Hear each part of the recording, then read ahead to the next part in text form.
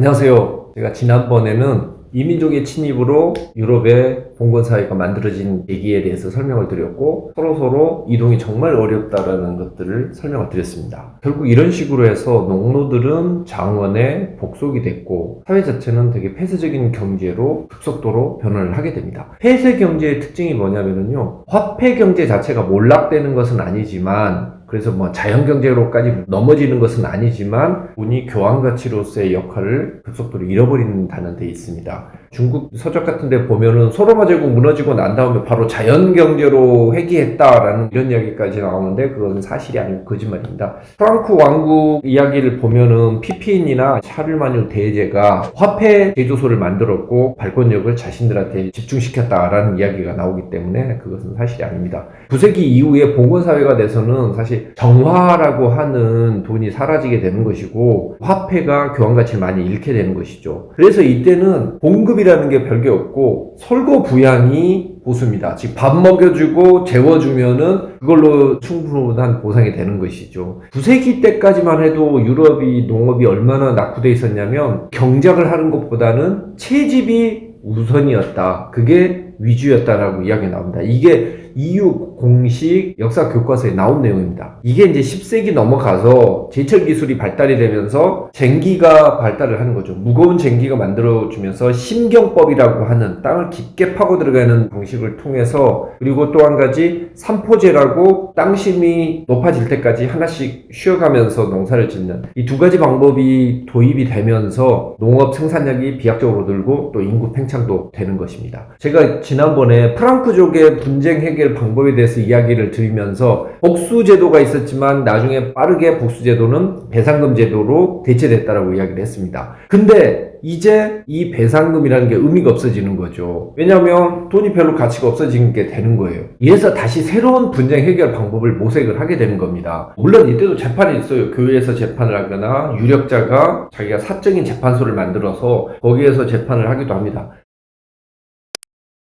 근데 대부분의 일상생활, 사람들의 대부분의 생활에 있었을 때 분쟁 해결 방법은 결투 아니면 무죄보증선서라는 거예요. 무죄보증선서라는 것은 고발을 누가 당했다, 저 사람이 범죄를 저질렀다, 도둑질을 했다라고 이야기를 하면 그 사람이 일정 숫자 이상의 친족이나 아니면 존경을 받는 보증인을 데리고 와서 이 사람은 그런 짓을 할 사람 아니야! 라고 보증해주면 무죄로 풀려나는 그런 방식입니다. 주로 귀족들이 사용하던 방식인데 이런 제도가 현대사회에서는 이루어지기 어렵겠지만 당시에는 명예에 대해서 매우 중요시 여겼어요. 뿐만 아니라 신이 실제로 자기들 심판한다고 생각했기 때문에 거짓말을 하거나 아니면 다른 사람에게 자신을 대신해서 맹세를 하게 하는 것 자체에 대해서 매우 신중하게 생각을 했습니다. 그래서 어느 정도 효과가 있었던 제도였다라고 해요. 그것보다 이제 좀 더 많이 썼던 것 중에 하나는 결투재판이에요. 결투재판은 주로 명예를 지키기 위한 수단으로 사용을 많이 하죠. 예를 들면 네가 내 부인을 모욕했어, 그러기 때문에 결투를 하자, 이런 것도 있지만은 드물기는 하지만 유무죄를 가리는 재판으로도 활용이 됩니다. 여러분, 왕좌의 게임이라는 미국 드라마를 잘 보시면은 티리온 라니스터라고 하는 소인증 캐릭터가 나오죠. 이 사람이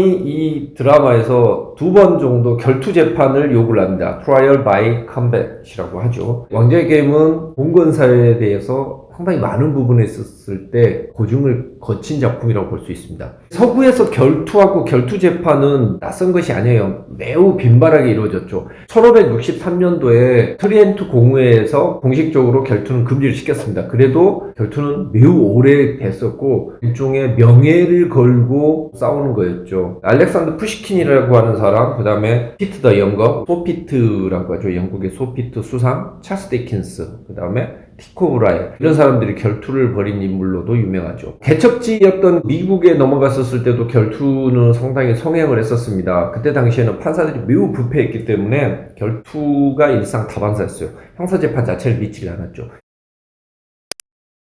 미국이라는 틀을 정말로 제대로 만들었다고 할 수 있는 사람은 사실 알렉산더 해밀턴이에요. 알렉산더 해밀턴이 미국의 지금 이 연방제도라는 것 자체에 대해서 기틀을 세웠죠. 이 사람이 죽은 것은 에런 버라고 하는 매우 빌런에 가까운 정치인인데 이 사람과 뉴저지에 가서 결투를 합니다. 1804년 7월 11일 날 그 결투에서 총에 맞고 죽지요. 그뿐만 아니라 러시아, 오스트리아, 헝가리 제국, 그 다음에 프로이센 이런 데서도 결투가 매우 빈발합니다. 프로이센 같은 경우에는 군국주의 문화가 매우 강했기 때문에 당연히 결투가 성행했고, 합스부르크 왕조 같은 경우에는 유미주의적인 영향이 되게 강했어요. 그래서 결투를 하고 죽는 거에 대해서 되게 낭만적으로 생각을 했었죠. 1911년도에 합스부르크 왕조는 장교들의 결투 신청은 신성한 구속력이 있다라고까지 이야기를 합니다. 물론 이때 당시에도 결투 자체는 범죄시됐고 금고형에 처한다고 규정은 되어 있어요. 하지만 1900년까지 실제로 처벌될 예는 없다고 합니다. 그래서 장교가 결투를 하다가 민간인을 죽였다 라고 하면 대부분 황제가 사면을 해줬어요. 심지어 합스부르크 왕조 같은 경우에는 남자 대학생들의 결투 조직이라는 게 있습니다. 브루센샤프트라고. 여기가 나중에 정치 조직화됩니다. 이 정치 활동을 주도를 했다고 하죠. 우리는 일단 결투를 했다 이렇게 보면은 이게 매우 미개하고 폭력적이다 이렇게 생각을 하는데, 결투보다는 단언컨대 규문주의적 재판 제도가 사람을 더 많이 죽였습니다. 우리가 보편적으로 분쟁 해결 방법으로 받아들이고 있는 지금의 이 재판 제도라는 것 자체는 사실은 권력을 제도화하고 기득권을 공고하게 하는 그런 역할도 있어요. 그렇기 때문에 우리 지금 제도가 무조건 공정하고 최고야라고 볼 것은 또 아니라는 거죠. 물론 제가 결투를 옹호하는 것은 아닙니다.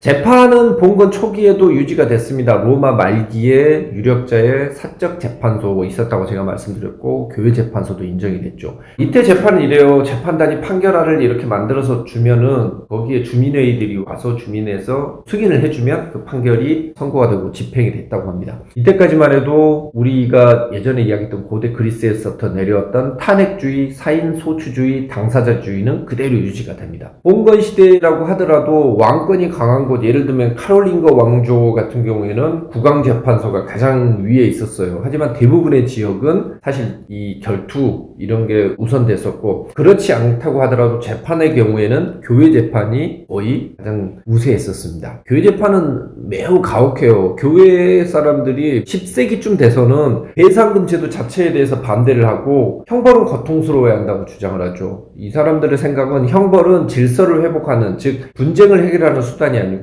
응징을 하고 정화를 하는, 그리고 영혼을 다시 맑게 하는 수단이라고 생각한 겁니다. 예수님께서는 모든 죄를 용서해야 된다고 이야기를 했지만 기독교 교회는 절대 그렇지 않습니다. 그들은 용서 대신에 고문을 했고 부인을 하면 심판, 즉 오딜이라고 하는 매우 독특한 형태의 재판을 했었습니다. 이 재판 제도에 대해서는 다음 시간에 계속 말씀을 드리도록 하겠습니다.